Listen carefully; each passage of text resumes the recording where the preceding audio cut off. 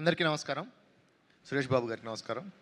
విజయ్ ఆంటోనీ గారికి, రామాంజనేయులు గారికి, అరుణ్ ప్రభు గారికి అందరికీ నమస్కారం. భద్రకాళి ఓ ఆదిశక్తి, ఓ పరాశక్తి, ఓ మంచి దేవత, ఓ మంగళకరమైన దేవత. ధర్మం పాదం తప్పినప్పుడు, అధర్మం విచ్చలవిడిగా పురివిప్పినప్పుడు ఒక ఉగ్ర రూపం దాలుస్తుంది. అదే భద్రకాళి. ఆ రూపం పేరే భద్రకాళి. అలాగే కిట్టు అనే ఒక పాత్ర లంచగొండితనం ఎక్కువైపోయినప్పుడు తను తట్టుకోలేక తన తాత చెప్పిన ఒక మాట, జీవితం అనేది మన కోసం బ్రతకడం కాదు, పక్కన వాళ్ళ కోసం బ్రతకాలి అనేది.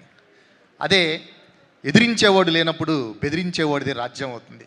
ఇలాంటివన్నీ నమ్మిన అతను ఉగ్రరూపం దాల్చి భద్రకాళిగా మారి ఎలా ఎదుర్కొంటాడనేదే ఈ భద్రకాళి. ఇది ఒక పొలిటికల్ సెటైర్, అందరికీ బాగా నచ్చుతుంది. విజయ్ ఆంటోనీ గారు దీంట్లో విశ్వరూపం చూపించారు.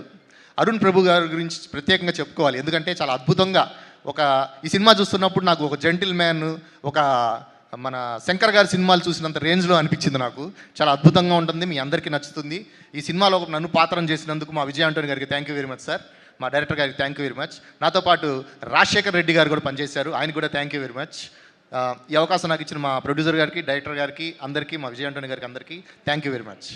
ఇది డెఫినెట్గా మీ అందరికీ నచ్చుతుంది. సెప్టెంబర్ 19న వస్తుంది, అందరికీ నచ్చుతుంది. Thank you very much sir. Thank you sir, thank you so much. ఇందులో మీరు రాసిన పవర్ఫుల్ డైలాగ్స్లో వన్ ఆఫ్ ద డైలాగ్ ఏదన్నా ఉందా, లైక్ డైలాగ్ టు రిమెంబర్?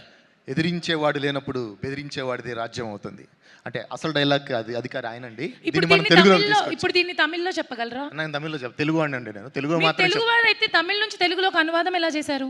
నాకు తెలుగు వచ్చి ఉండాలండి, తమిళ అవసరం లేదు. తమిళ అర్థమైపోతుంది మీకు చూడగానే. ఓ, ఇది కూడా ఒక టాలెంటా?